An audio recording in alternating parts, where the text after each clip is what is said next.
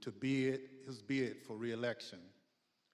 He believed his opponent, General George McClellan, would wave the white flag when it came to preserving the Union. But even with that grim fate hanging in the balance, President Lincoln was ready to accept the will of the voters, come what may. He made a quiet pledge. He wrote down the words, "This morning, as for some days past, it seems exceedingly probable that this administration will not be reelected. Then it will be my duty to so cooperate with the president-elect. It will be my duty." Lincoln sealed that memo and asked his cabinet secretaries to sign it sight unseen. He asked them to make the same commitment he did, to accept defeat if indeed defeat was the will of the people, to uphold the rule of law, to do what every president who came before him did and what every president who followed him would do, until Donald Trump. Donald Trump lost the presidential election in 2020. The American people voted him out of office. It was not because of a rigged system. It was not because of voter fraud. Don't believe me? Hear what his former Attorney General had to say about it. I warn those who watching that this contains strong language. No, just what I've been through. I had 3 discussions with the president that I can recall. One was on November 23rd, one was on December 1st, and one was on December 14th. And I've been through sort of the give and take of those discussions. And in that context, I made it clear I did not agree with the idea of saying the election was stolen and putting out this stuff, which I told the president was bullshit. And, I didn't want to be a part of it, and that's one of the reasons that went into me deciding to leave when I did. I observed, I think it was on December 1st, that, how can you can't live in a world where the incumbent administration stays in power based on its view, unsupported by specific evidence, that there was fraud in the election. Bill Barr, on Election Day 2020, he was the Attorney General of the United States, the top law enforcement official in the country, telling the president exactly what he thought about claims of a stolen election. Donald Trump had his days in court to challenge the results. He was within his rights to seek those judgments. In the United States, law-abiding citizens have those tools for pursuing justice. He lost in the courts, just as he did at the ballot box. And in this country, that's the end of the line. But for Donald Trump, that was only the beginning of what became a sprawling, multi-step conspiracy aimed at overturning the presidential election, aimed at throwing out the votes of millions of Americans, your votes, your voice in our democracy, and replacing the will of the American people with his will to remain in power after his term ended. Donald Trump was at the center of this conspiracy, and ultimately, Donald Trump, the President of the United States, spurred a mob of domestic enemies of the Constitution to march down the Capitol and subvert American democracy. Any legal jargon you hear about seditious conspiracy, obstruction of an official proceeding, conspiracy to defraud the United States boils down to this. January 6th was the culmination of an attempted coup, a brazen attempt, as one rioter put it shortly after January 6th, to overthrow the government. The violence was no accident. It represented Trump's last stand, most desperate chance to halt the transfer of power. Now, you may hear those words and think, this is just another political attack on Donald Trump by people who don't like him. That's not the case. My colleagues and I all wanted an outside independent commission to investigate January 6th, similar to what we had after 9/11. But after first agreeing to the idea, Donald Trump's allies in Congress put a stop to it. Apparently, they don't want January 6th investigated at all. And in the last 17 months, many of those same people have tried to whitewash what happened on January 6th, to rewrite history, call it a tourist visit, label it legitimate political discourse. Donald Trump and his followers have adopted the words of the songwriter, "Do you believe me or your lying eyes?" We can't sweep what happened under the rug. The American people deserve answers. So I come before you this evening, not as a Democrat, but as an American who swore an oath to defend the Constitution. The Constitution doesn't protect just Democrats or just Republicans. It protects all of us, we the people. And this scheme was an attempt to undermine the will of the people. So tonight, and over the next few weeks, we're going to remind you of the reality of what happened that day. But our work must do much more than just look backwards. Because of our democracy remains in danger, the conspiracy to thwart the will of the people is not over. There are those in this audience who thirst for power but have no love or respect for what makes America great: devotion to the Constitution, allegiance to the rule of law, our shared journey to build a more perfect union. January 6th and the lies that led to insurrection have put 2.5 centuries of constitutional democracy at risk. The world is watching what we do here.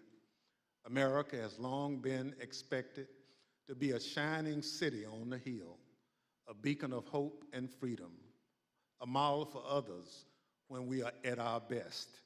How can we play that role when our house is in such disorder? We must confront the truth with candor, resolve, and determination. We need to show that we are worthy of the gifts that are the birthright of every American. That begins here, and it begins now, with a true accounting of what happened and what led to the attack on our Constitution and our democracy. In this moment, when the dangers of our Constitution and our democracy loom large, nothing could be more important. Working alongside the public servants on this dais has been one of the greatest honors of my time in Congress. It's been a particular privilege to count as a partner in this effort and to count as a friend the gentlewoman from Wyoming, Ms. Cheney. She's a patriot, a public servant of profound courage, of devotion to her oath and the Constitution. It's my pleasure to recognize Ms. Cheney for her opening statement.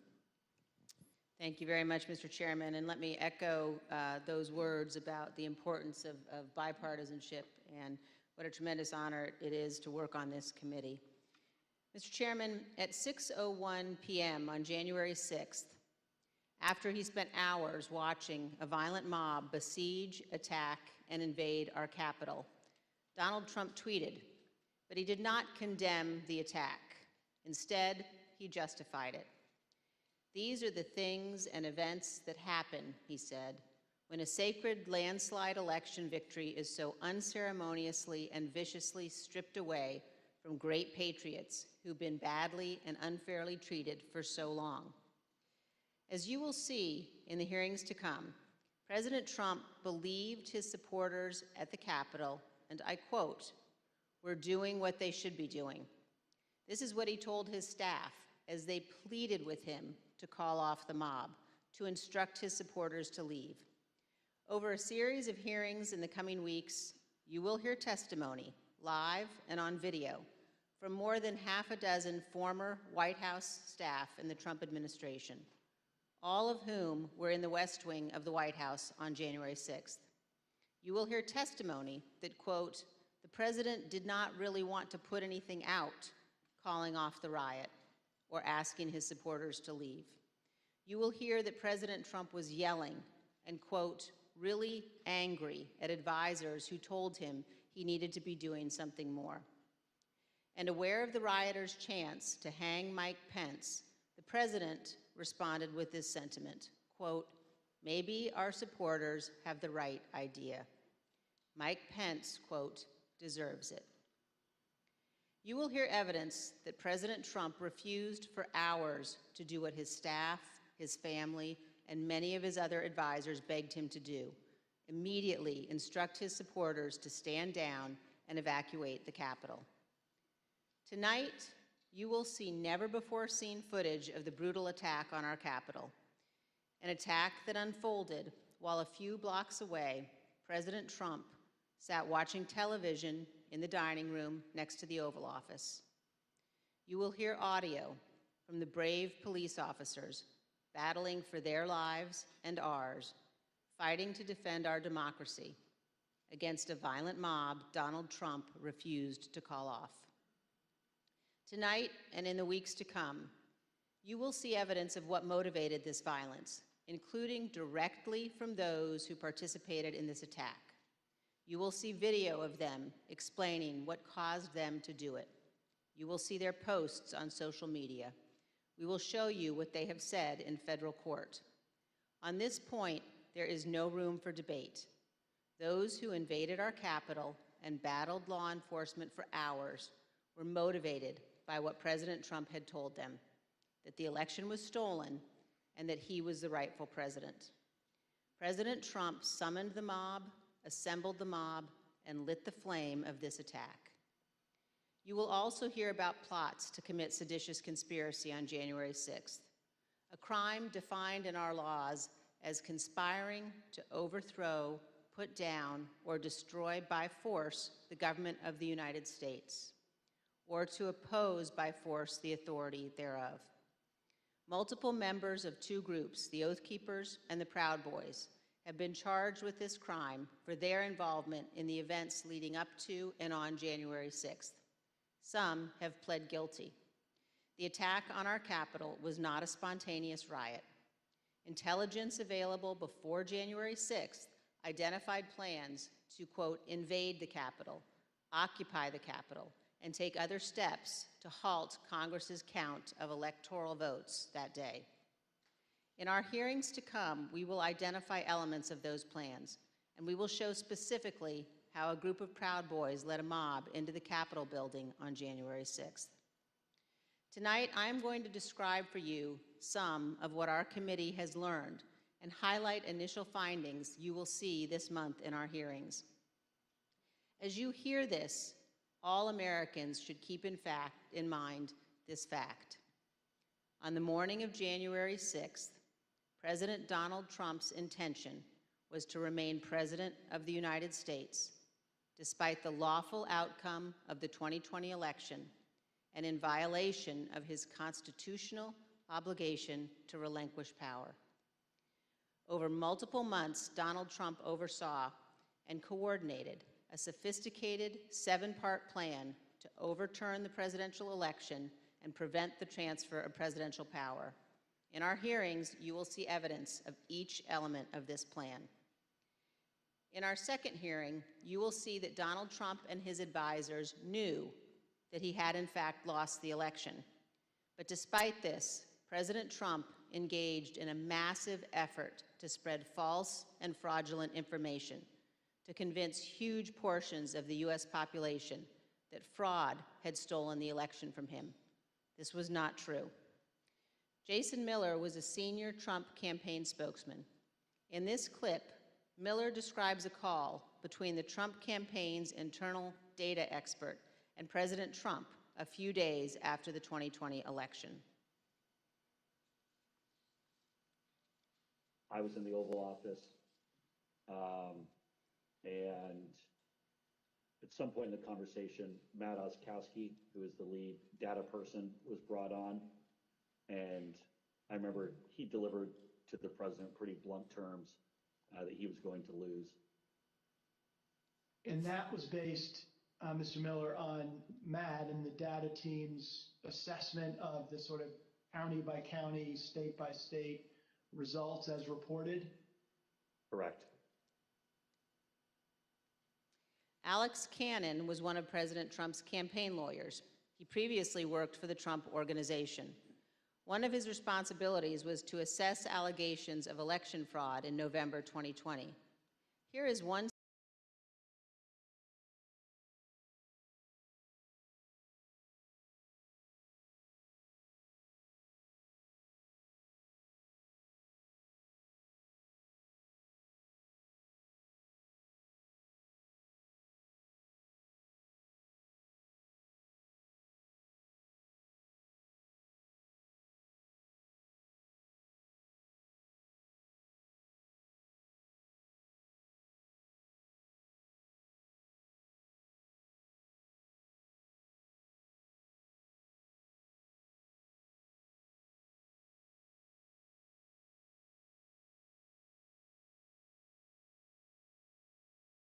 I believe the words he used were, "So there's no there there."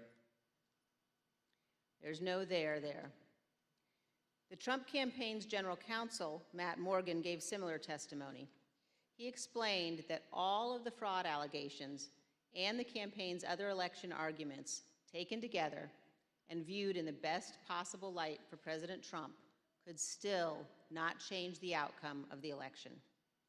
President Trump's Attorney General Bill Barr also told Donald Trump his election claims were wrong.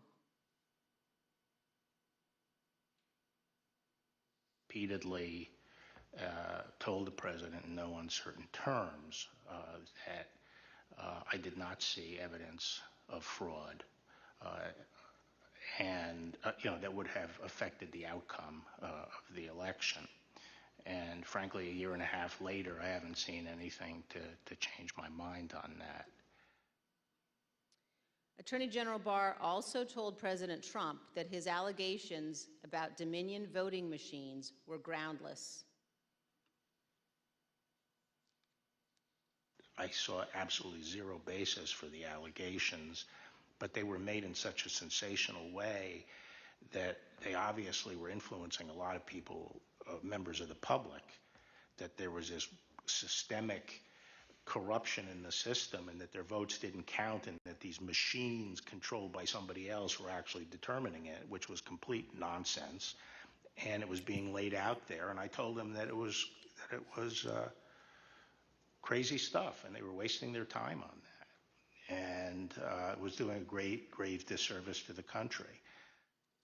But President Trump persisted, repeating the false Dominion allegations in public at least a dozen more times, even after his Attorney General told him they were, quote, complete nonsense.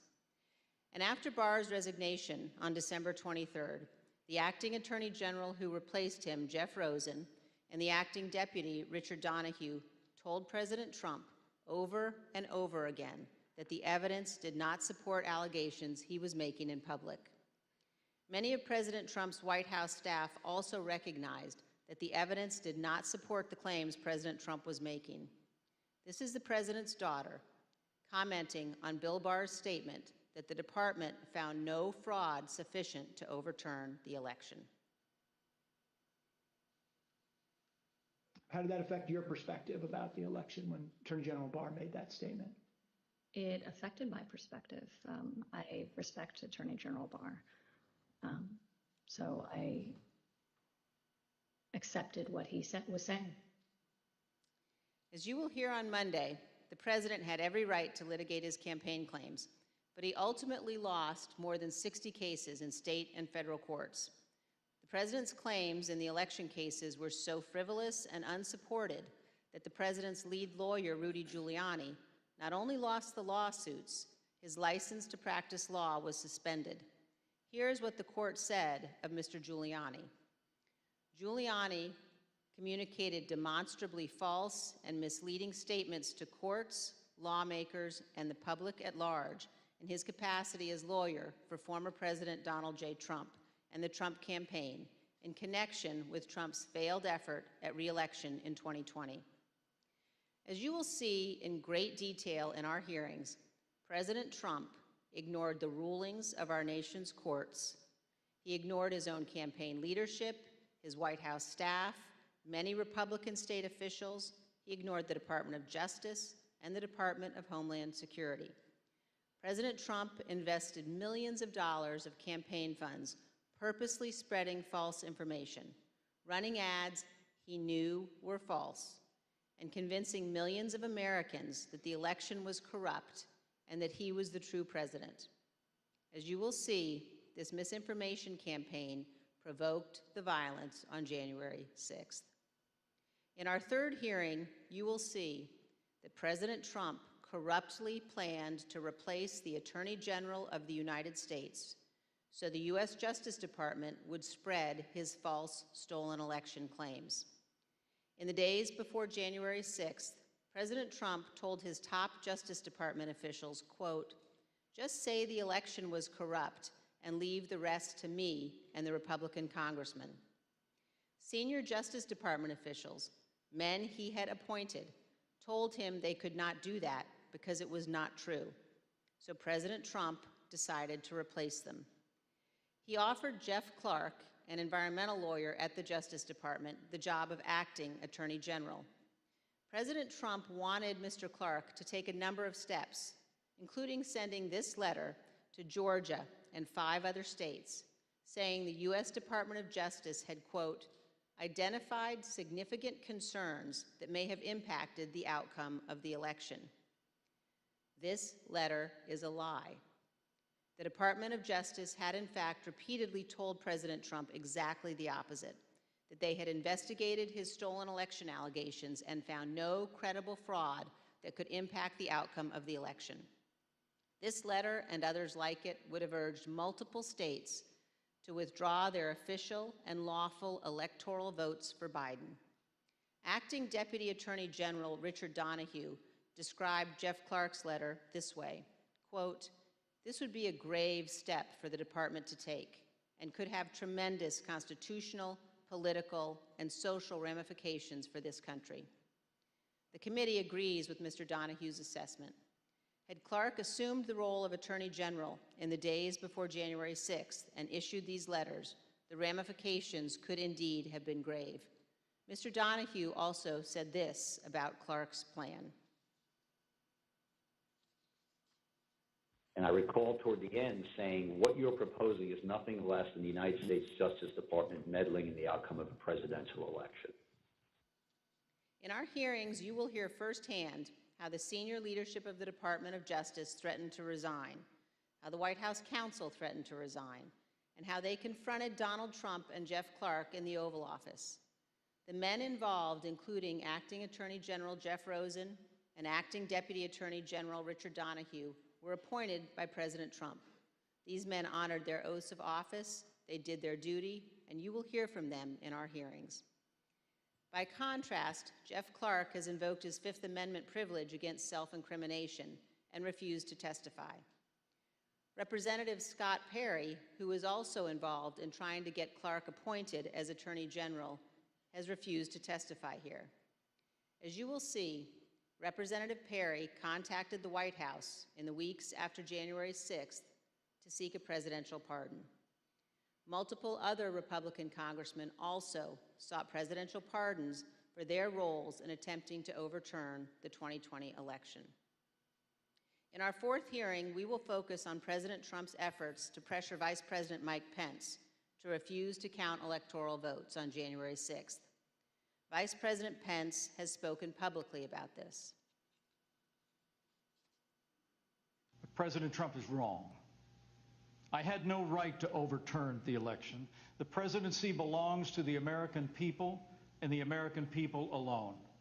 And frankly, there is no idea more un-American than the notion that any one person could choose the American president. What President Trump demanded that Mike Pence do wasn't just wrong, it was illegal and it was unconstitutional. You will hear this in great detail from the Vice President's former General Counsel. Witnesses in these hearings will explain how the former Vice President and his staff informed President Trump over and over again that what he was pressuring Mike Pence to do was illegal. As you will hear, President Trump engaged in a relentless effort to pressure Pence, both in private and in public. You will see the evidence of that pressure from multiple witnesses, live and on video. Vice President Pence demonstrated his loyalty to Donald Trump consistently over 4 years, but he knew that he had a higher duty to the United States Constitution. This is testimony from the Vice President's Chief of Staff. So I think the Vice President was proud of his 4 years of service, and he felt like much had been accomplished in those 4 years. And I think he was proud to have stood beside the President for all that had been done. But I think he ultimately knew that his fidelity to the Constitution was his first and foremost oath. And that's what he articulated publicly, and I think that that's what he felt. His fidelity to the Constitution was more important than his fidelity to President Trump and his desire. The oath he took. Yep. Yes. You'll also hear about a lawyer named John Eastman.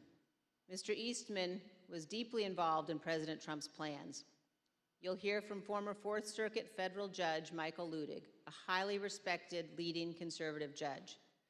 John Eastman clerked for Judge Ludig. Judge Ludig provided counsel to the Vice President's team in the days before January 6th. The judge will explain how Eastman, quote, was wrong at every turn. And you will see the email exchanges between Eastman and the Vice President's counsel as the violent attack on Congress was underway. Mr. Jacob said this to Mr. Eastman: "Thanks to your bullshit, we are under siege." You will also see evidence that John Eastman did not actually believe the legal position he was taking. In fact, a month before the 2020 election, Eastman took exactly the opposite view on the same legal issues. In the course of the Select Committee's work to obtain information from Mr. Eastman, we have had occasion to present evidence to a federal judge. The judge evaluated the facts, and he reached the conclusion that President Trump's efforts to pressure Vice President Pence to act illegally by refusing to count electoral votes likely violated 2 federal criminal statutes. And the judge also said this: if Dr. Eastman and President Trump's plan had worked, it would have permanently ended the peaceful transition of power, undermining American democracy and the Constitution. If the country does not commit to investigating and pursuing accountability for those responsible, the court fears January 6th will repeat itself. Every American should read what this federal judge has written. The same judge, Judge Carter, issued another decision on Tuesday night, just this week, indicating that John Eastman and other Trump lawyers knew that their legal arguments had no real chance of success in court, but they relied on those arguments anyway to try to, quote, overturn a Democratic election. And you will hear that while Congress was under attack on January 6th and the hours following the violence, the Trump legal team in the Willard Hotel War Room continued to work to halt the count of electoral votes. In our 5th hearing, you will see evidence that President Trump corruptly pressured state legislators and election officials to change election results. You will hear additional details about President Trump's call to Georgia officials, urging them to, quote, find 11,780 votes, votes that did not exist, and his efforts to get states to rescind certified electoral slates without factual basis and contrary to law. You will hear new details about the Trump campaign and other Trump associates' efforts to instruct Republican officials in multiple states to create intentionally false electoral slates and transmit those slates to Congress, to the Vice President, and the National Archives, falsely certifying that Trump won states he actually lost. In our final 2 June hearings, you will hear how President Trump summoned a violent mob and directed them illegally to march on the United States Capitol. While the violence was underway, President Trump failed to take immediate action to stop the violence and instruct his supporters to leave the Capitol. As we present these initial findings, keep 2 points in mind. First, Our investigation is still ongoing, so what we make public here will not be the complete set of information we will ultimately disclose. And second, the Department of Justice is currently working with cooperating witnesses and has disclosed to date only some of the information it has identified from encrypted communications and other sources. On December 18, 2020, a group, including General Michael Flynn, Sidney Powell, Rudy Giuliani, and others, visited the White House. They stayed late into the evening. We know that the group discussed a number of dramatic steps, including having the military seize voting machines and potentially rerun elections. You will also hear that President Trump met with that group alone for a period of time before White House lawyers and other staff discovered the group was there and rushed to intervene. A little more than an hour after Ms. Powell, Mr. Giuliani, General Flynn, and the others finally left the White House, President Trump sent the tweet on the screen now, telling people to come to Washington on January 6th. Be there, he instructed them. We'll be wild. As you will see, this was a pivotal moment. This tweet initiated a chain of events. The tweet led to the planning for what occurred on January 6th, including by the Proud Boys, who ultimately led the invasion of the Capitol and the violence on that day. The indictment of a group of Proud Boys alleges that they planned, quote, to oppose by force the authority of the government of the United States. And according to the Department of Justice, on January 6, 2021, the defendants directed, mobilized, and led members of the crowd onto the Capitol grounds and into the Capitol, leading to the dismantling of metal barricades, the destruction of property, the breaching of the Capitol building, and the assaults on law enforcement. Although certain former Trump officials have argued that they did not anticipate violence on January 6th, the evidence suggests otherwise. As you will see in our hearings, the White House was receiving specific reports in the days leading up to January 6th, including during President Trump's Ellipse rally, indicating that elements in the crowd were preparing for violence at the Capitol. And on the evening of January 5th, the president's close advisor, Steve Bannon, said this on his podcast. All hell is going to break loose tomorrow. Just understand this. All hell is going to break loose tomorrow. As part of our investigation, we will present information about what the White House and other intelligence agencies knew and why the Capitol was not better prepared. But we will not lose sight of the fact that the Capitol Police did not cause the crowd to attack. And we will not blame the violence that day, violence provoked by Donald Trump, on the officers who bravely defended all of us. In our final hearing, you will hear a moment-by-moment account of the hours-long attack from more than half a dozen White House staff, both live in the hearing room and via videotaped testimony. There's no doubt that President Trump was well aware of the violence as it developed. White House staff urged President Trump to intervene and call off the mob. Here is a document written while the attack was underway by a member of the White House staff, advising what the president needed to say. Quote, anyone who entered the Capitol without proper authority should leave immediately. This is exactly what his supporters on Capitol Hill and nationwide were urging the president to do. He would not.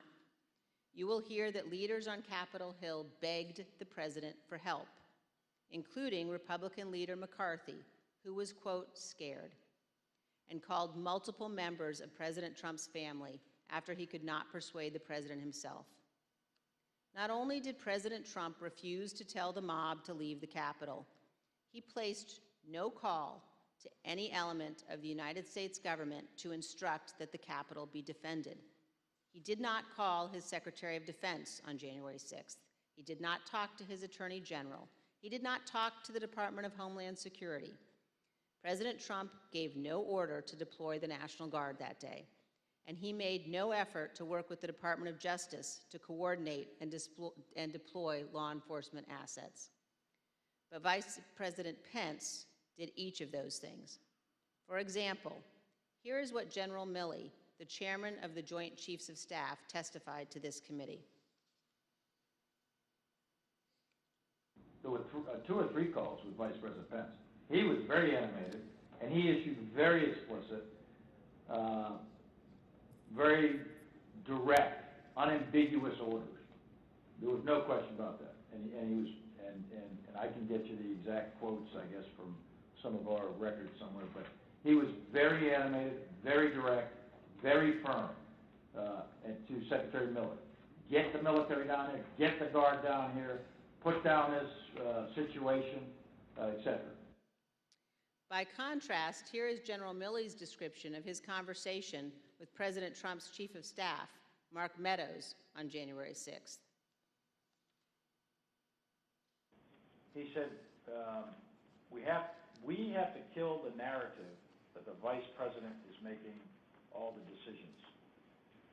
We need to establish the narrative that, that the President is still in charge and that things are steady or stable or what's that thing. I immediately interpret that as politics, politics, politics. Red flag for me personally, no action, but I remember it distinctly. And you will hear from witnesses how the day played out inside the White House, how multiple White House staff resigned in disgust, and how President Trump would not ask his supporters to leave the Capitol. It was only after multiple hours of violence that President Trump finally released a video instructing the riotous mob to leave. And as he did so, he said to them, quote, "We love you, and you're very special." You will also hear that in the immediate aftermath of January 6th, members of the President's family, White House staff, and others tried to step in to stabilize the situation, quote, "to land the plane before the presidential transition on January 20th. You will hear about members of the Trump cabinet discussing the possibility of invoking the 25th Amendment and replacing the President of the United States. Multiple members of President Trump's own cabinet resigned immediately after January 6th. One member of the cabinet suggested that the remaining cabinet officers needed to take a more active role in running the White House and the administration. But most emblematic of those days is this exchange of texts between Sean Hannity and former President Trump's press secretary, Kayleigh McEnany. Sean Hannity wrote, in part, "Key now, no more crazy people, no more stolen election talk. Yes, impeachment and 25th Amendment are real. Many people will quit." Ms. McEnany responded in part, "Love that. That's the playbook." The White House staff knew that President Trump was willing to entertain and use conspiracy theories to achieve his ends.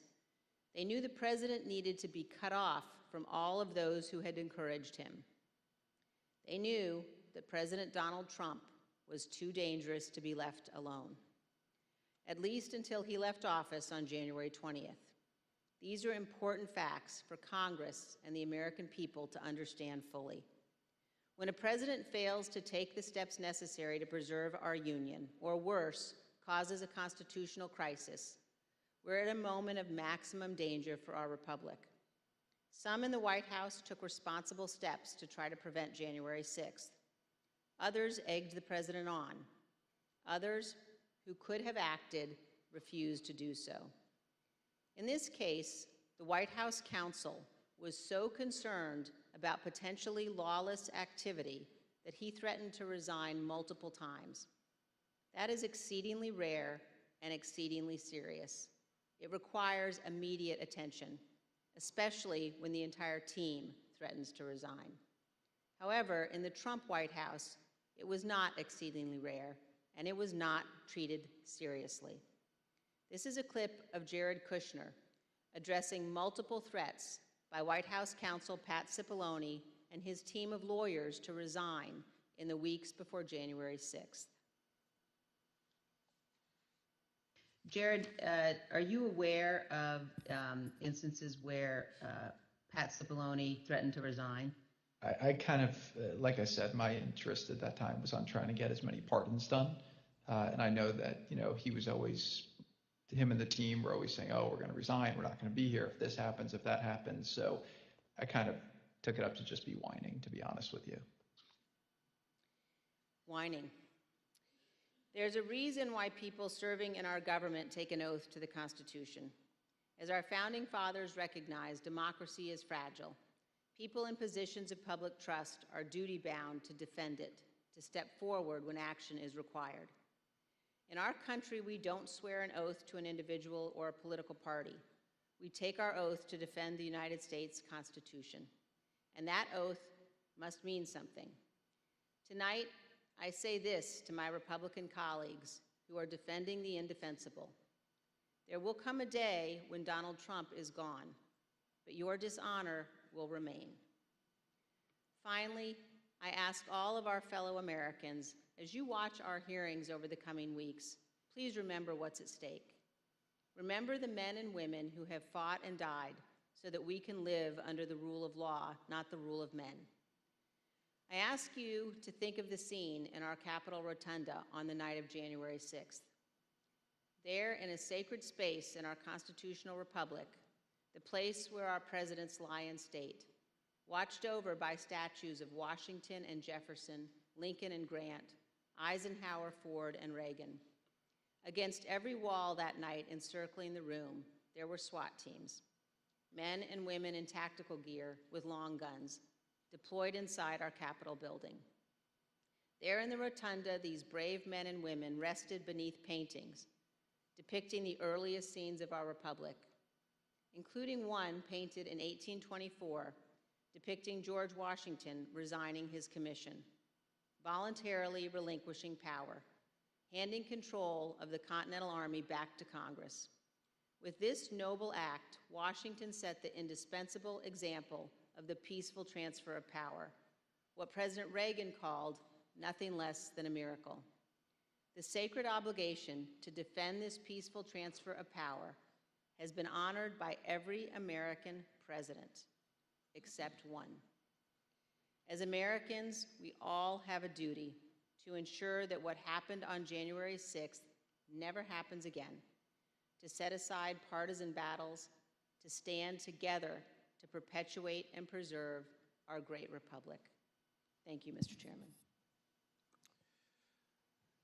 As we provide answers to American people about January 6th, it's important that we remember exactly what took place, that this was no tourist visit to the Capitol.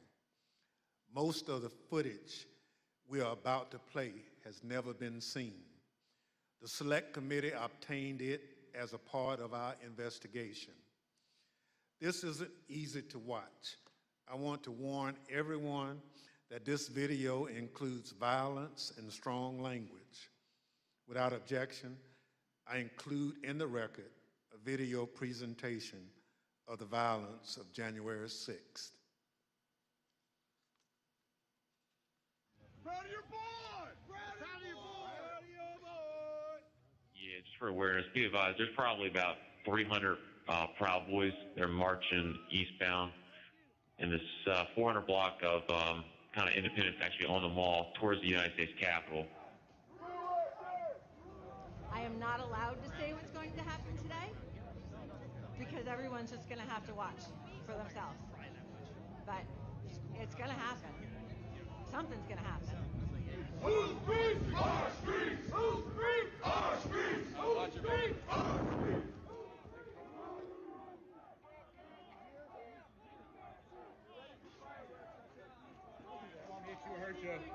We are on your side. Don't make us go against you.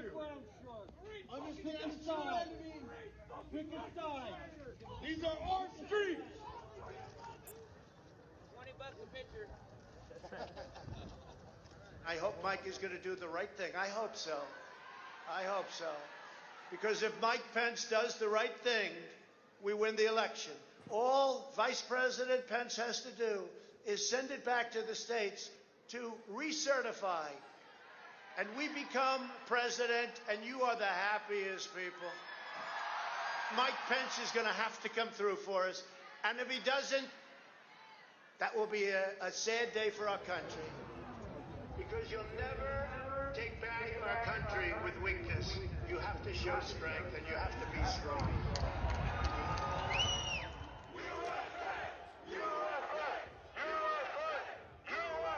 Cruiser 50, it does look like we're going to have an ad hoc march stepping off here.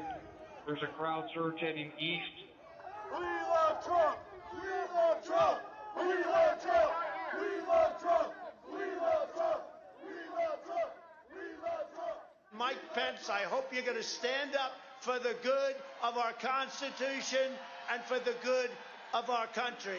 And if you're not, I'm going to be very disappointed in you. I will tell you right now.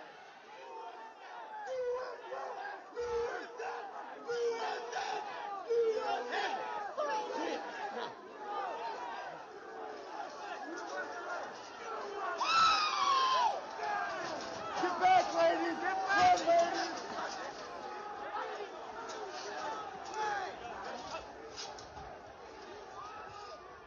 Priority. We just had protesters. Circle, breach the line. We need backup.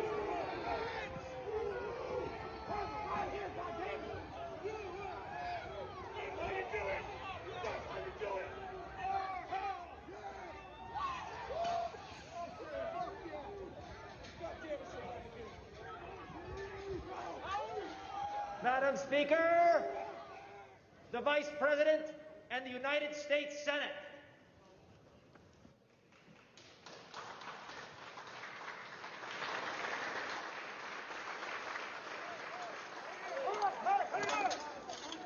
We're going to give riot warnings as soon as the apparatus is here. We're going to give riot warnings. We're going to try to get compliance, but this is now effectively a riot. 49 hours declaring it a riot. Cruiser 5 to 50, be advised, Capitol Police 1 advised they're trying to breach and get into the Capitol. 50, I copy.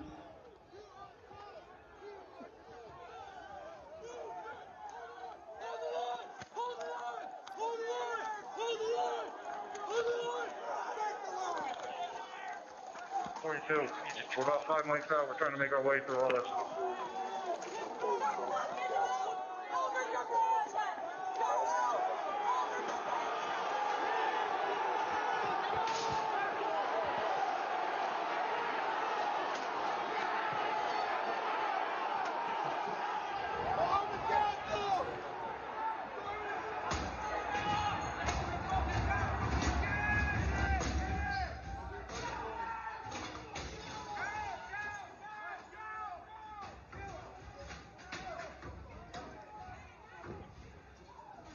We have a breach of the Capitol!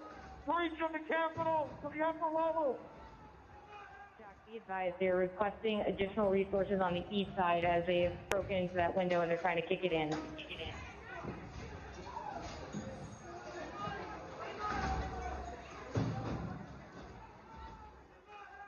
Without objection, the chair declares the House in recess pursuant to Clause 12B of Rule 1. Mike Pence didn't have the courage to do what should have been done to protect our country and our Constitution, giving states a chance to certify a corrected set of facts, not the fraudulent or inaccurate ones which they were asked to previously certify. U.S. demands the truth. Bring out Pence. Bring out Pence. Bring out Pence.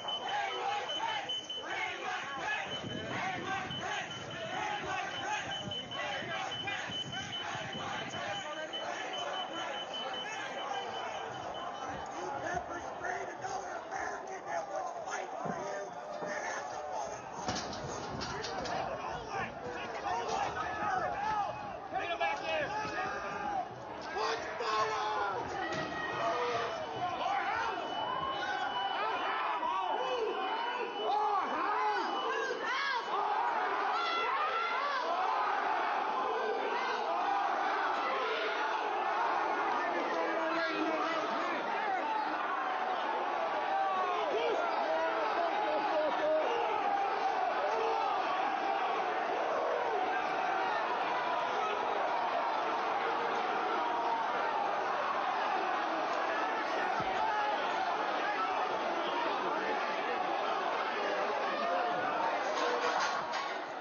can't hold this. We're gonna get too many fucking people. Look at this fucking vantage point, man. We're fucked.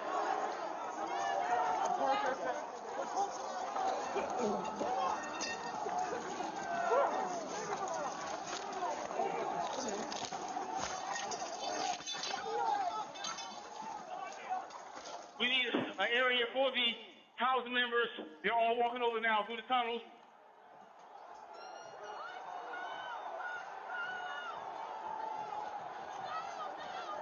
We're trying to hold the upper deck. We're trying to hold the upper deck now. We need to hold the doors of the Capitol.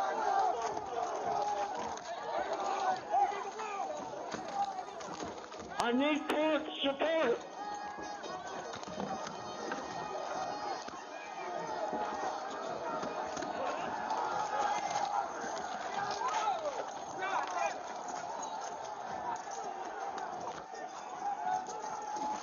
We lost the line. We lost the line. All MPDs get back. All MPDs get back up to the upper deck. All MPDs get back to the upper deck. ASAP.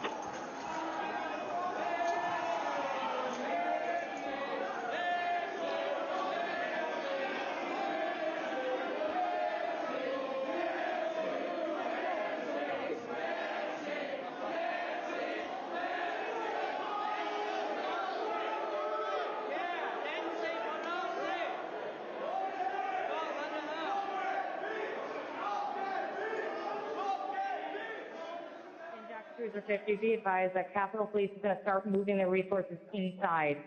They're going to start the M4 officers first.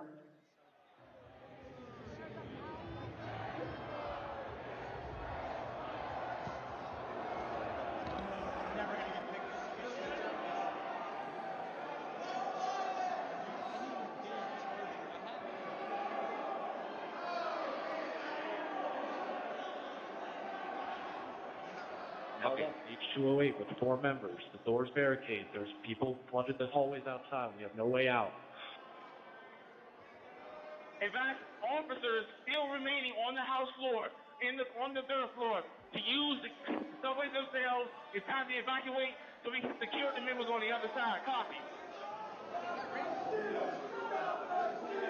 It's up to us people now, the American people. What are you ready to do?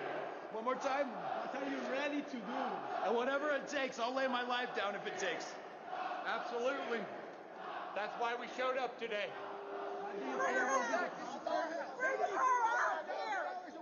Hey! We're coming in if you don't bring her out! Fuck you, you son of a bitch! You back up! You back up! I have myself on back. Don't even try.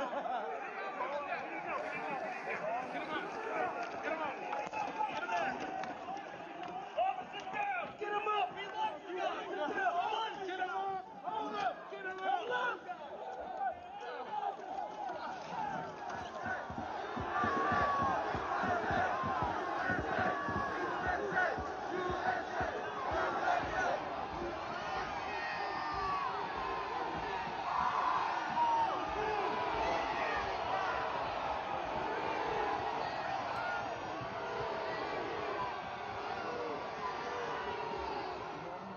Changing some of that West Karen truck for backup.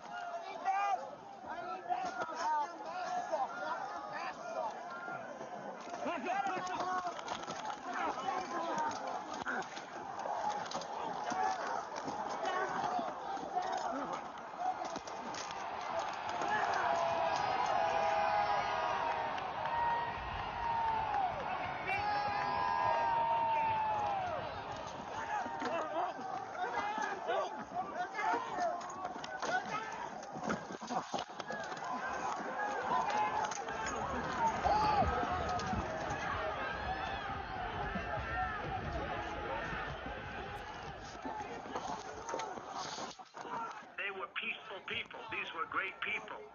The crowd was unbelievable. And I mentioned the word love. The love in the air. I've never seen anything like it.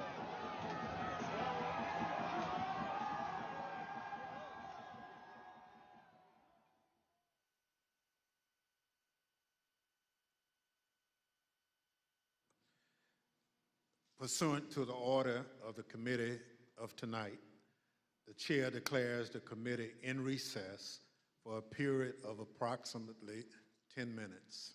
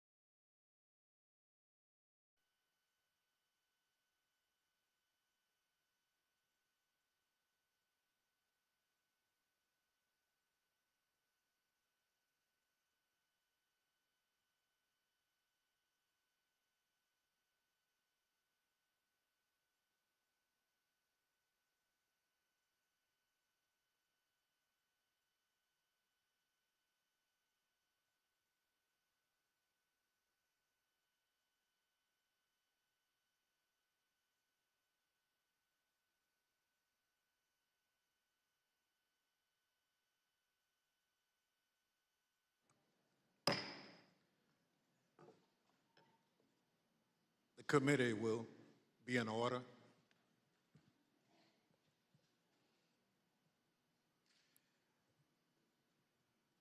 I want to thank our witnesses for being with us this evening to share their firsthand accounts of that terrible day. I know that some of the witnesses from our first hearing are in the room with us, along with some of the family members, friends, and widows of the officers who lost their lives as a result of the attack. Thank you all for being here for us and the American people. Officer Carolyn Edwards has been with the United States Capitol Police since 2017. On January 6th, Officer Edwards was assigned to the First Responder Unit, which serves as the first line of defense at the Capitol complex. She also served as a member of the Civil Disturbance Unit, a special subset of the uniformed division trained to respond to mass demonstration events. Officer Edwards is a graduate of the University of Georgia and currently is working on a master's degree in intelligence analysis from Johns Hopkins University. Nick Quistad is an acclaimed filmmaker whose credits include documenting stories from war zones in Afghanistan, Syria, and Iraq. On January 6th, Mr. Quickstead was working on a documentary about, quote, why Americans are so divided when Americans have so much in common, end quote. During that day, Mr. Quickstead interviewed and documented movements of the people around the Capitol, including the first moments of the violence against the Capitol Police and the chaos that ensued.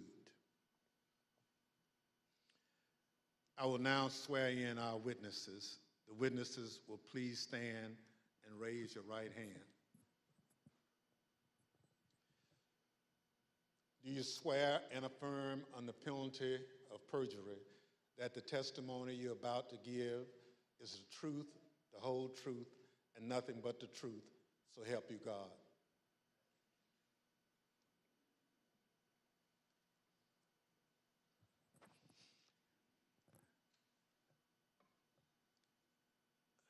Let the record reflect the witnesses answered in the affirmative. Without objection, the witness's statement will be included in the record. Pursuant to Section 5C8 of House Resolution 503, I recognize myself for questioning.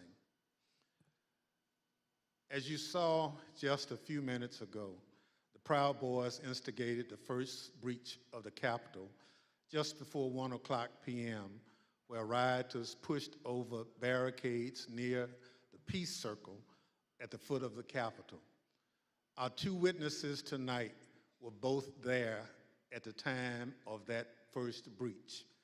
Officer Edwards was standing with other officers behind a line of bike racks that marked the perimeter of the Capitol grounds. She bravely tried to prevent an angry crowd from advancing on the Capitol. Unfortunately, she was overrun and knocked unconscious as the crowd advanced on the Capitol. Mr. Quickstead was a few yards away from Officer Edwards, taking footage of the Proud Boys as part of his work on a documentary film. Most of his footage has never been shown publicly before we shared it this evening. Officer Edwards, I'd like to start by asking if you could tell us why you believe it's important for you to share your story this evening with the committee and the American public.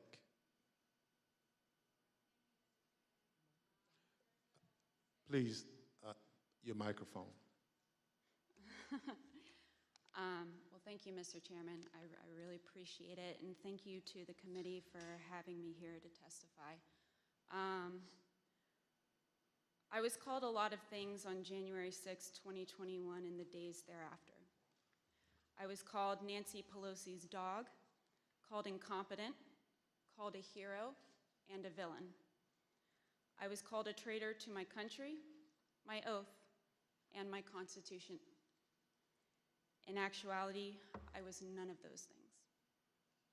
I was an American, standing face to face with other Americans, asking myself how many times, many times, how we had gotten here. I had been called names before, but never had my patriotism or duty been called into question.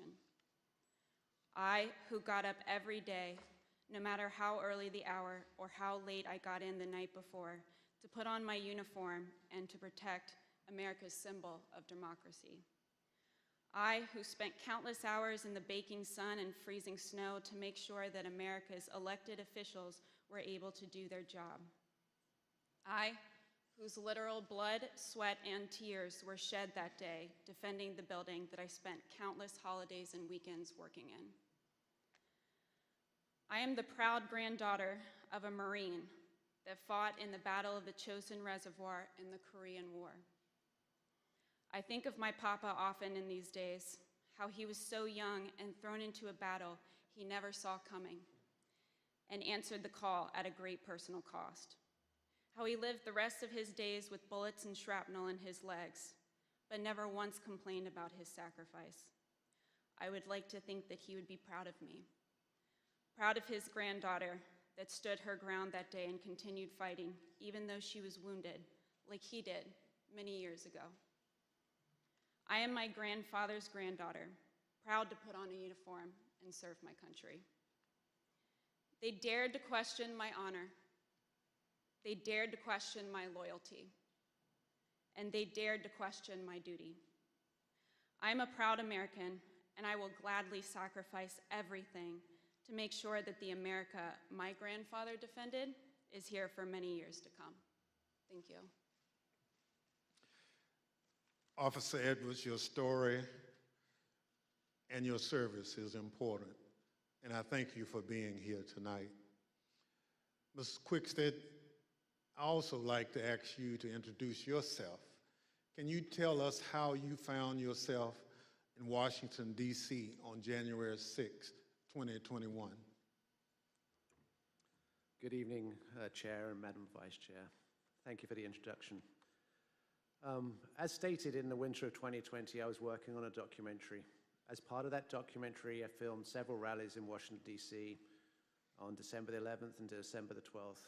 And I learned there would be a rally on the Mall on January 6th. So my three colleagues and I came down to document the rally. According to the permit of the event, there was going to be a rally at the Ellipse. We arrived at the Mall and observed a large contingent of Proud Boys marching towards the Capitol. We filmed them, and almost immediately I was separated from my colleagues. I documented the crowd turn from protesters to rioters to insurrectionists. I was surprised at the size of the group, the anger and the profanity. And for anyone who didn't understand how violent that event was, I saw it, I documented it, and I experienced it. I heard incredibly aggressive chanting, and I subsequently shared that footage with the authorities. I'm here today pursuant to a House subpoena. Thank you so much. Thank you, Mrs. Quested. The Select Committee has conducted extensive investigative work to understand what led the Proud Boys and other rioters to the Capitol on January 6th. We've obtained substantial evidence showing that the president's December 19th tweet calling his followers to Washington, D.C. on January 6th energized individuals from the Proud Boys and other extremist groups. I'd like to play a brief video highlighting some of this evidence. My name is Marcus Childress, and I'm an investigative counsel for the Select Committee to investigate the January 6th attack on the United States Capitol. What do you want to call them? Give me a name. Give me a White name. supremacists and white supremacists. White supremacists and right Proud Boys, stand back and stand by. After he made this comment, Enrique Terrio, then chairman of the Proud Boys, said on Parler, "Standing by, sir." During our investigation, we learned that this comment during the presidential debate actually led to an increase in membership from the Proud Boys. Would you say that Proud Boys members increased after the stand back, stand by comment? Exponentially. I'd say tripled probably, with the potential for a lot more eventually. And did you ever sell any stand back and stand by merchandise? One of the vendors on my page actually beat me to it, but I wish I would have made a stand back, stand by shirt. On December 19th, President Trump tweeted about the January 6th rally and told attendees, "Be there, we'll be wild." Many of the witnesses that we interviewed were inspired by the president's call and came to DC for January 6th. But the extremists, they took it a step further. They viewed this tweet as a call to arms. A day later, the Department of Justice describes how the Proud Boys created a chat called the Ministry of Self-Defense Leadership Chat. In this chat, the Proud Boys established a command structure in anticipation of coming back to DC on January 6th. The Department of Justice describes Mr. Tarrio coming into possession of a document called the 1776 Returns, which describes individuals occupying key buildings around the United States Capitol. The Oath Keepers are another group that the committee investigated. You better get your ass to DC, folks, this Saturday. Yeah, if you don't, there'll be no more Republic. But we're not going to let that happen. It's not even an if. It's either President Trump is encouraged and bolstered and strengthened to do what he must do, or we wind up in a bloody fight. We all know that. The fight's coming. The Oath Keepers began planning to block the peaceful transfer of power shortly after the November 3rd election. And according to the Department of Justice, Stuart Rhodes, the Oath Keepers leader, said to his followers that we were not going to get through this without a civil war.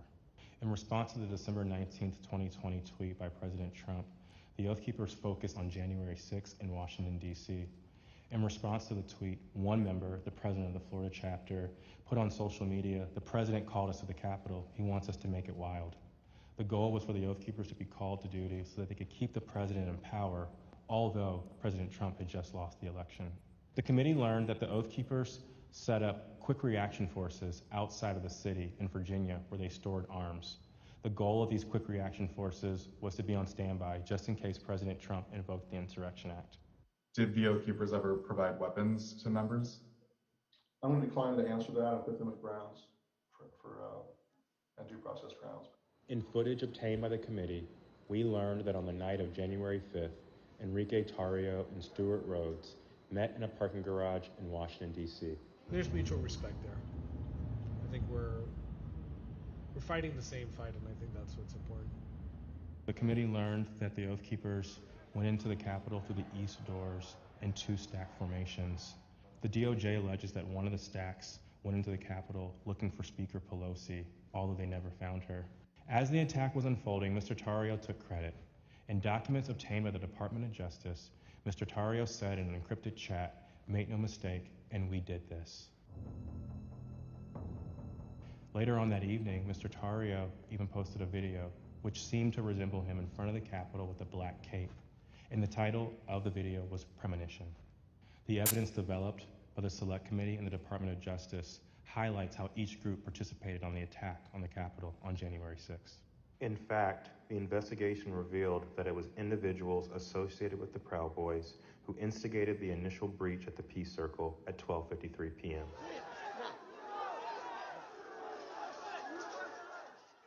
Within 10 minutes, rioters had already filled the Lower West Plaza. By 2 o'clock, rioters had reached the doors on the West and the East Plazas. And by 2:13, rioters had actually broken through the Senate wing door and gotten into the Capitol building. A series of breaches followed. At 2:25 p.m., rioters breached the east side doors to the Rotunda.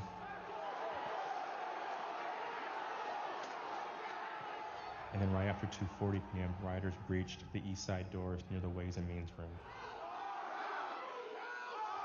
Once the rioters infiltrated the Capitol, they moved through the crypt, the Rotunda, the hallways leading to the House chambers, and even inside the Senate chambers.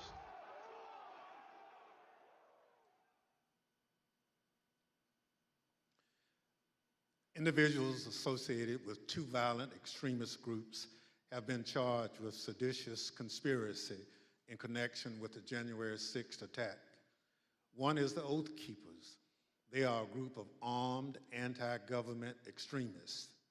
The other group is the Proud Boys.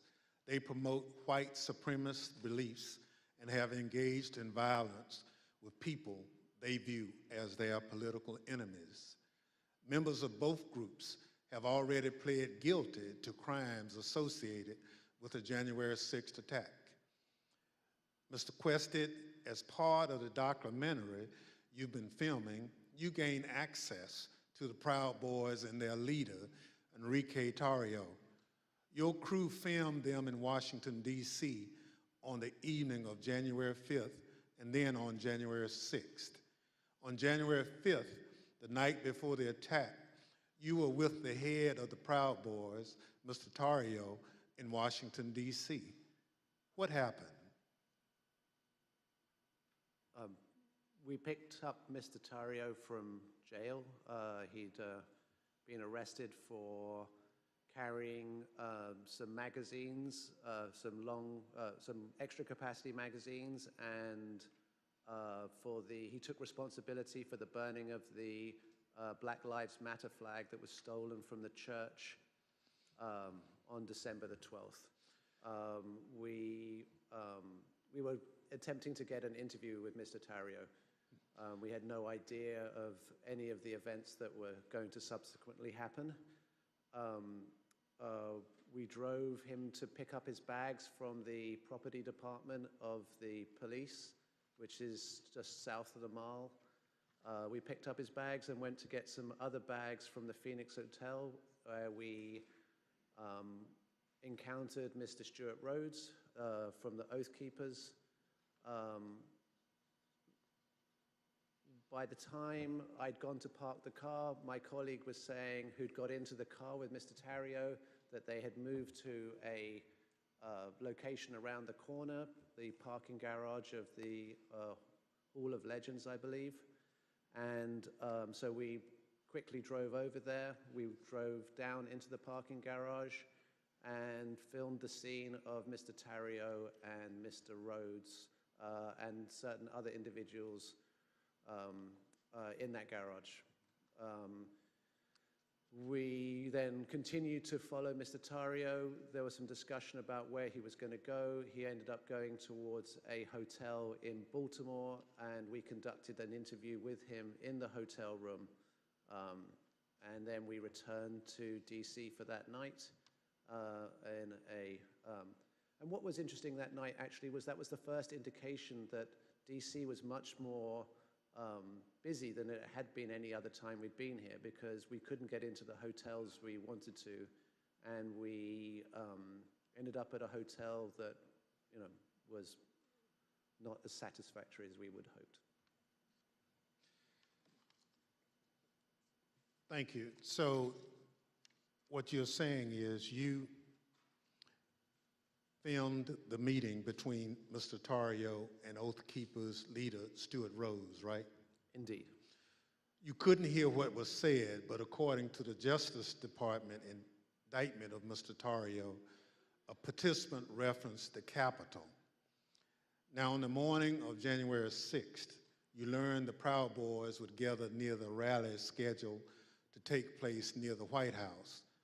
What time did you meet up with the Proud Boys, and what was happening when they met? We met up with the Proud Boys somewhere around 10:30 a.m. and they were starting to walk down the mall easterly direction towards the Capitol.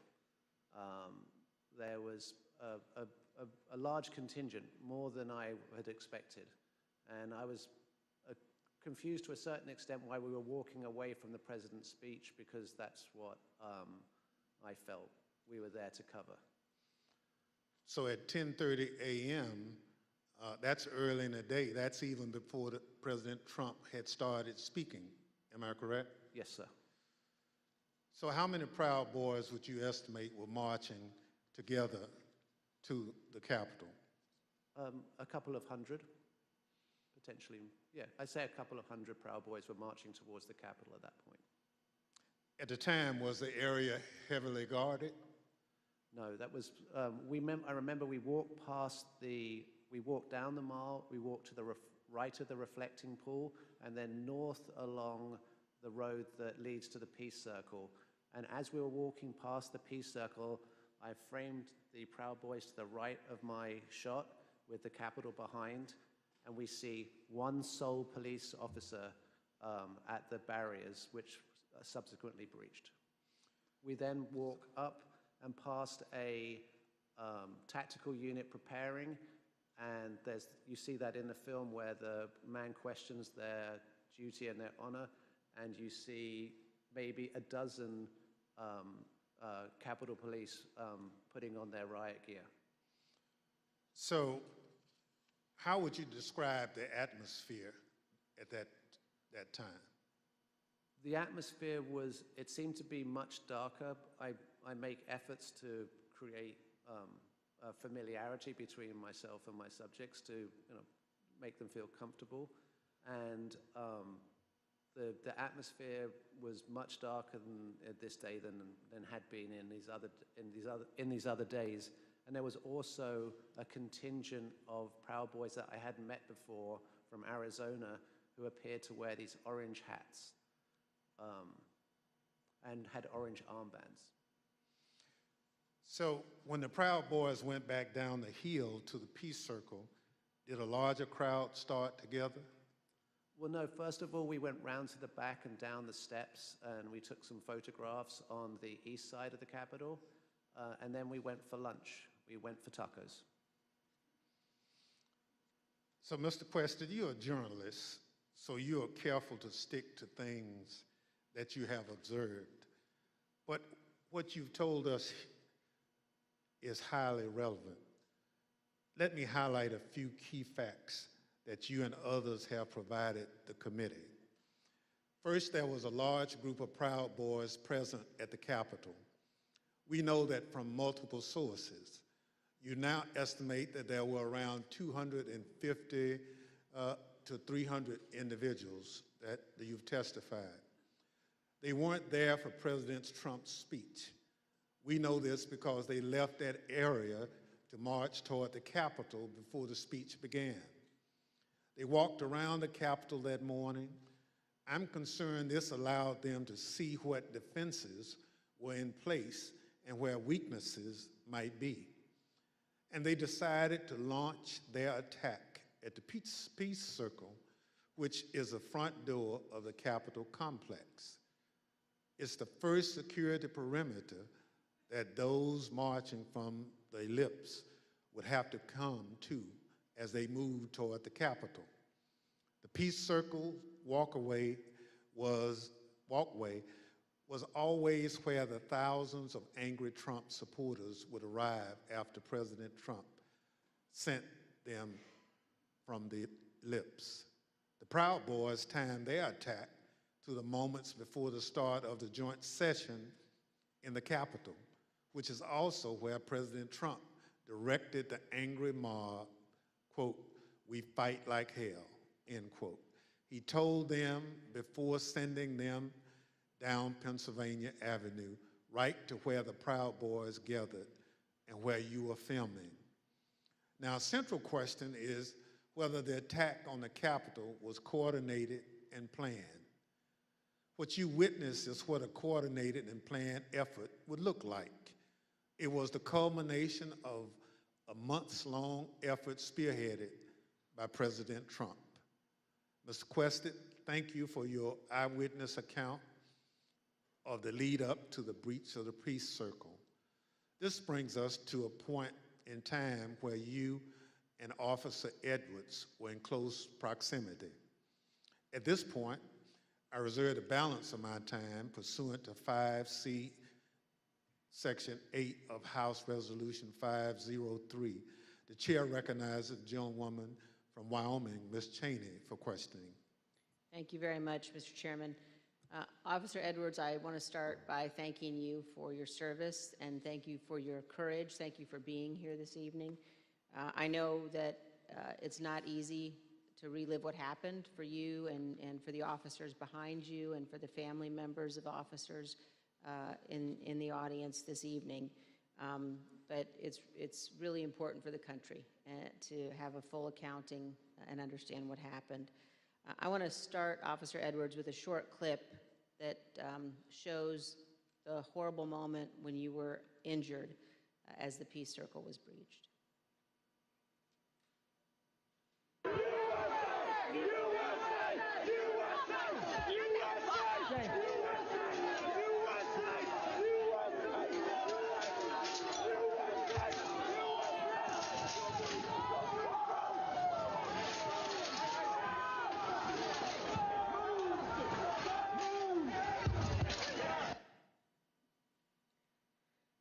Officer Edwards, can you describe the crowd that had assembled at the Peace Circle as you and your fellow officers stood behind and guarded the bike racks at the Peace Circle?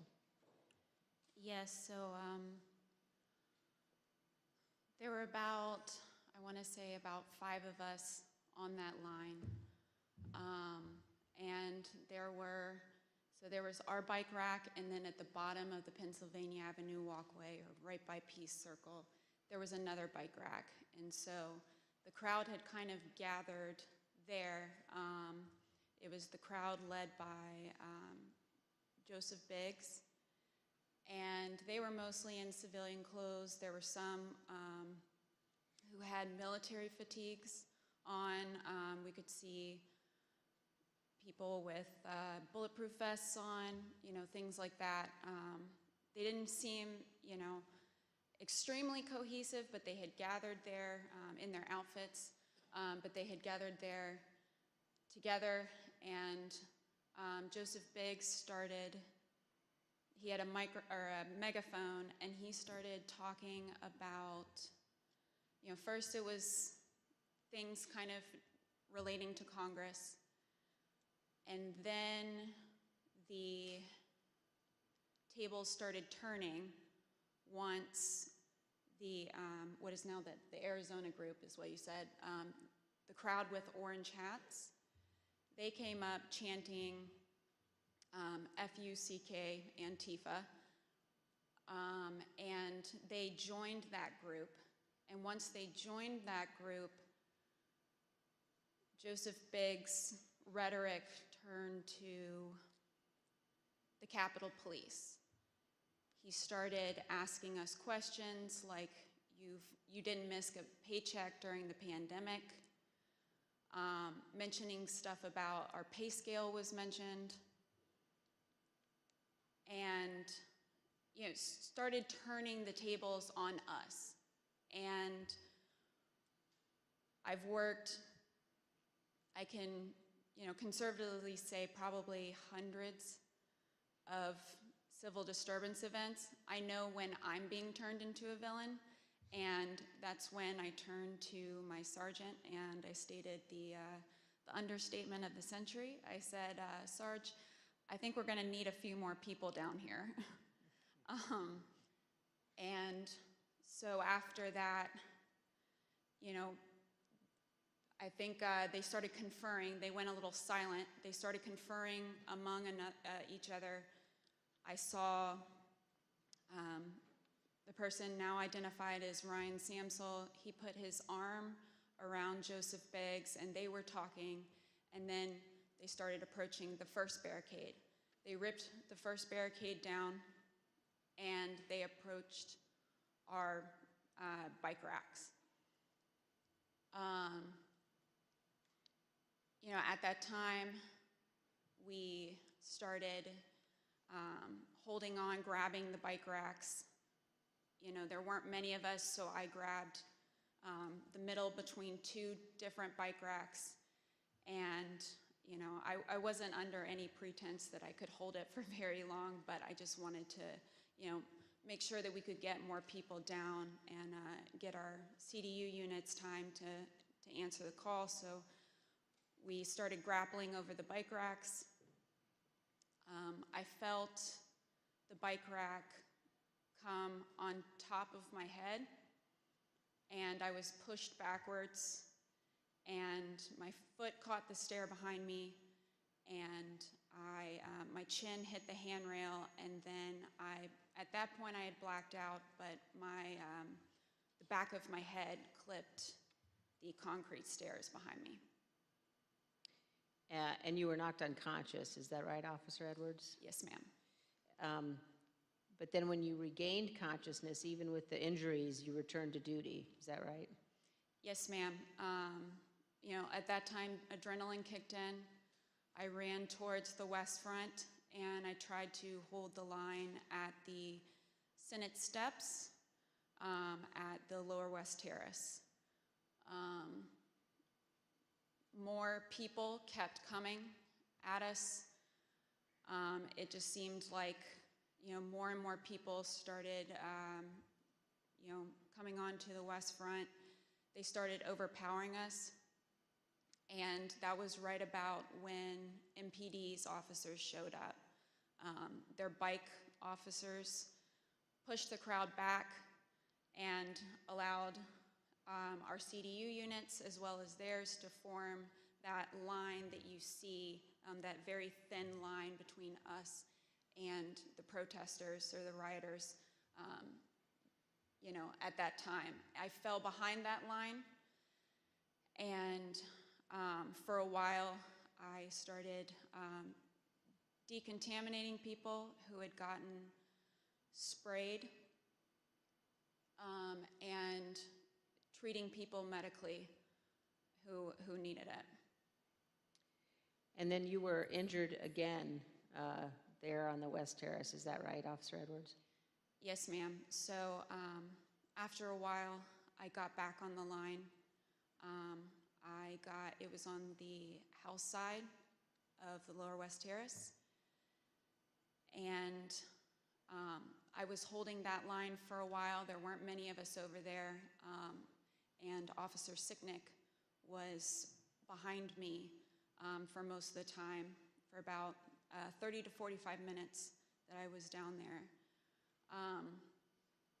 We were just, as the best we could, we were just, grappling over bike racks and trying to hold them as quick as possible. All of a sudden, I see movement to the left of me, and I turned, and it was Officer Sicknick with his head in his hands, and he was ghostly pale, which I figured at that point that he had been sprayed, and I was concerned. My cop alarm bells went off, because if you get sprayed with pepper spray, you're going to turn red. He turned just about as pale as this sheet of paper. And so I looked back to see what had hit him, what had happened, and that's when I got sprayed in the eyes as well. I was taken to be decontaminated by another officer, but we didn't get the chance because we were then tear gassed. And we are going to play just a brief clip of that moment that you've just described, Officer Edwards.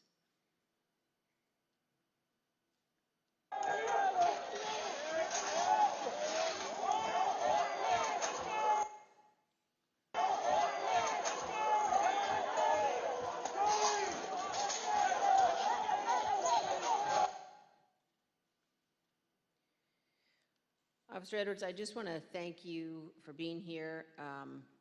And I know, again, how difficult it is. I know the family of Officer Sicknick as well, who's here tonight.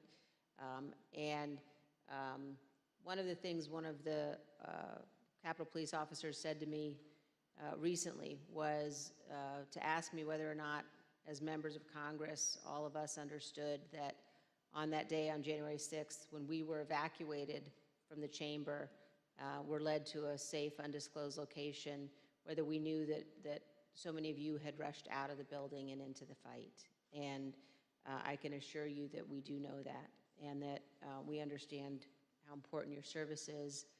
Thank you for your continued work with our committee and the interviews, and thank you very much for both of you for being here this evening. Mr. Chairman, I yield back. Thank you very much. Ms. Edwards, can you give us one memory of that awful day that stands out most vividly in your mind? I can. That time when I talked about falling behind MPD's line, I remember because I had been kind of shielded away because I was holding those stairs, so I wasn't able to really see what was going on over here. When I fell behind that line and I saw, I can just remember my breath catching in my throat because what I saw was just a war scene. It was something like I had seen out of the movies. I couldn't believe my eyes. There were officers on the ground,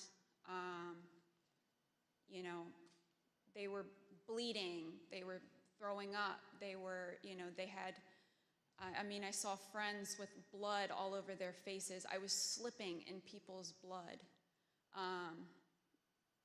You know, I was catching people as they fell. You know, it was carnage. It was chaos. I can't even describe what I saw. Never in my wildest dreams did I think that as a police officer, as a law enforcement officer, I would find myself in the middle of a battle. You know, I'm trained to detain, you know, a couple of subjects and handle a crowd, but I'm not combat trained.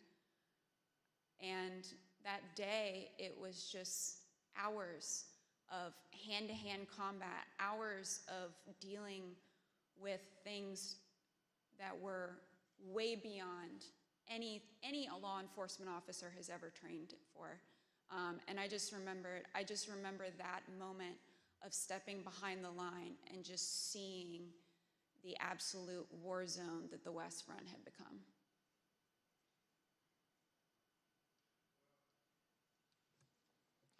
Let me thank you for your service and obviously your bravery that you have told the world about tonight. It's unfortunate that you had to defend the Capitol from fellow Americans. None of us would ever think that that would have to happen, but it did. So let me thank our witnesses for joining us tonight and sharing their experiences with America. Throughout my chairmanship of this committee, I've continuously vowed that this committee will ensure a comprehensive account of the heroic acts on January 6th, and that we will follow the facts wherever they lead. Your testimony is an essential part of that record and helps us do our job. Mr. Quested, thank you for sharing your footage and your account of the day's events with us.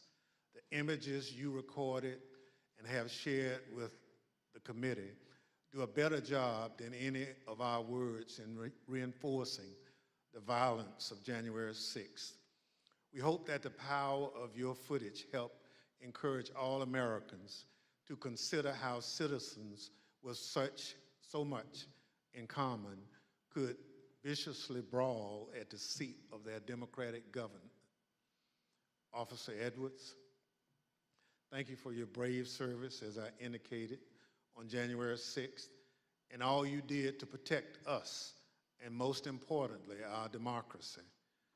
If you and your fellow officers hadn't held the line against those violent insurrectionists, we can only imagine the disaster that would have ensued. Your heroism in the face of danger is admirable, and your will to continue to protect and serve despite your serious injuries should be an inspiration to all of us. We wish you a continued recovery and look forward to seeing you back in uniform sometime soon.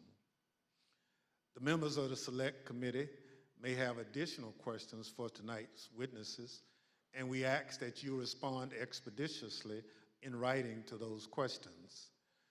Without objections, members will be permitted 10 business days to submit statements for the record, including opening remarks and additional questions for the witnesses. The witnesses have just told us what they heard the rioters saying while they stormed the Capitol on that day. Now we're going to hear it from the rioters themselves. Without objection, I include in the record a video presentation.